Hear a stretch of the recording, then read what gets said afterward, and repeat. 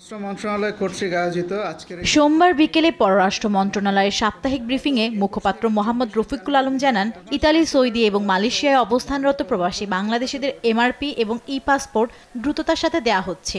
সৌদিতে উমরা বা ভ্রমণিচ্ছু যাত্রীদের মেনিনজাইটিস টিকা বাধ্যতামূলক করেছে সৌদি সরকার বলেও নিশ্চিত করেছেন তিনি, যা কার্যকর হচ্ছে 10 ফেব্রুয়ারি থেকে।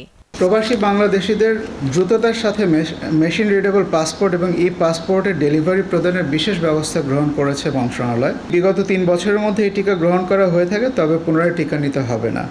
এই নির্দেশনা 10 ফেব্রুয়ারি 2025 থেকে কার্যকর হবে। প্রাথমিকভাবে 7,964 জন শ্রমিকের একটি তালিকা সম্পর্কে অবহিত করেছে, যাদের তারা প্রথম পর্যায়ে মালয়েশিয়া প্রবেশের জন্য যোগ্য হিসেবে চিহ্নিত করেছে। সাইমা ওয়াজেদ পুতুলের দ্বৈত নাগরিকত্বের বিষয়ে দুদকের কোনো চিঠি পররাষ্ট্র মন্ত্রণালয় পায়নি বলেও ব্রিফিংয়ে জানানো হয়। সীমান্ত সমস্যা সমাধানে ও দ্বিপাক্ষিক সম্পর্কের বরফ গলা দুই জিনিস বলেও মন্তব্য করেন মুখপাত্র।